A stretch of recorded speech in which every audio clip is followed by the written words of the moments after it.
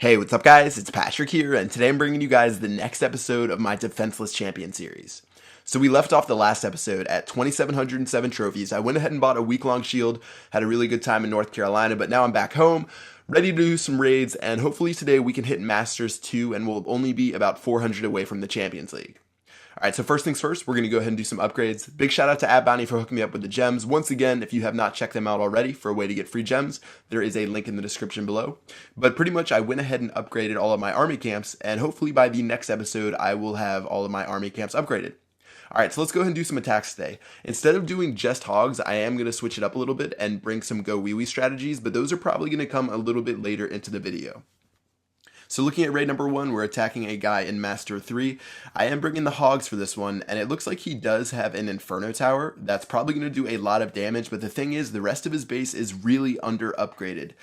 That's sort of the things with Town Hall 10s nowadays, even though if you have a premature base and you upgrade everything really quickly, because you can see he only has level 2 wizard towers or level 3 wizard towers right there, but if he has one or two Inferno Towers on multiple targets, it makes the base that much more powerful, and it's pretty crazy. It used to be no matter what you did, if you upgraded your Town Hall super fast, you would be in a ton of trouble, but nowadays, even if you only have all level 1 defenses and you have those 2 Inferno Towers, you're going to put up a good fight against a lot of different army compositions.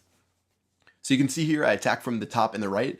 I was really just focusing on that Inferno Tower because I knew after I took that down I really wouldn't have to worry about anything else. And at this point I do have my lightning spell and 2 heal spells left, but I'm not going to drop them and I am going to save them for the next one. Overall this one was pretty simple. Yet again, I guess just moral of the story is to when you're attacking bases with a multi-Inferno Tower like that, just focus on it, and once that goes down you'll be able to take care of the rest of the base very easily. Alright, looking at the total trophies, we got 17 trophies from that one. Really didn't get a whole lot of loot, but let's go ahead and move on to the next one and see if we can get to the same result. Alright, raid number 2, attacking Tiger, and at this base, he does have 2 Inferno Towers, but the thing is, they're both set on single target, plus he doesn't have any Clan Castle troops. So let me go ahead and bring those guys out, and then once I take care of those, I can start my raid. So if you're attacking someone with hogs and they have single targeted on the Inferno Towers, you pretty much don't even have to worry about them. It is sort of annoying, with the Inferno Towers, even though they're only shooting one hog at once, they do have a lot of hit points.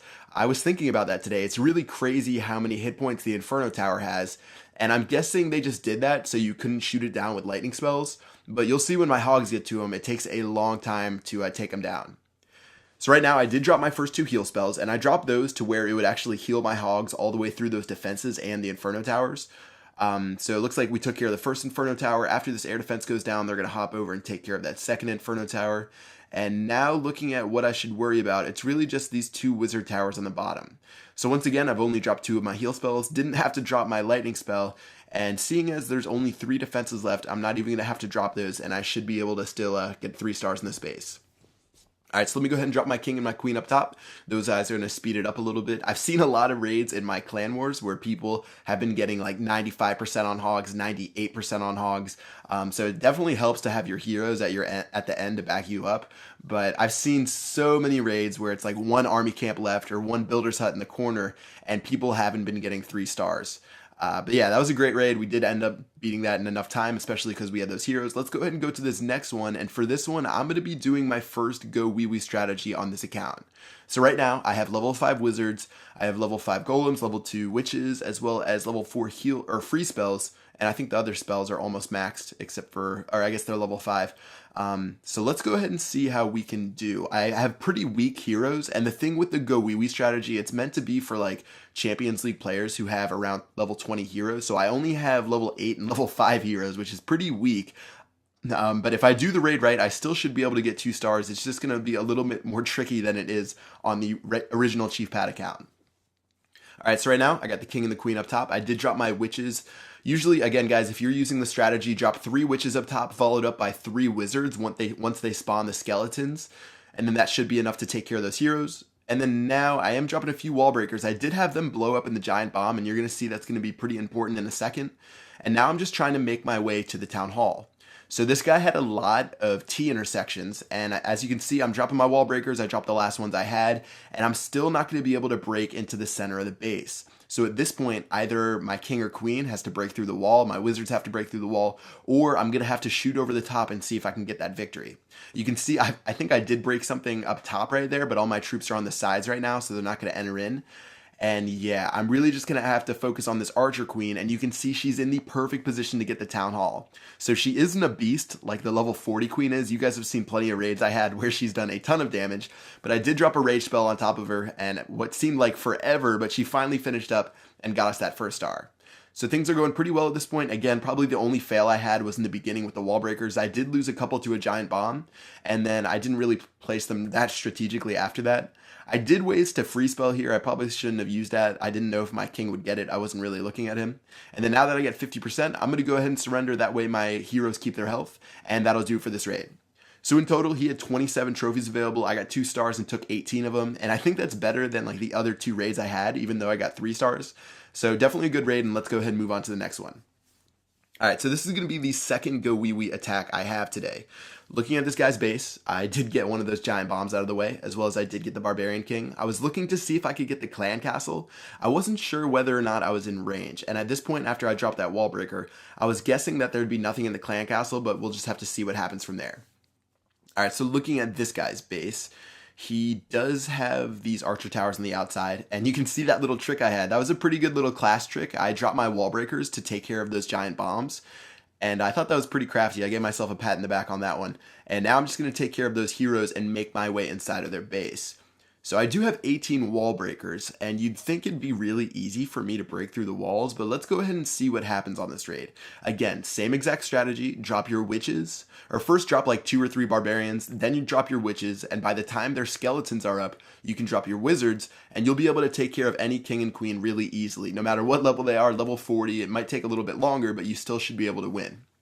All right, right now things are looking pretty good. Once again, those giant bombs actually helped out a lot and saved a lot of my wizards' lives.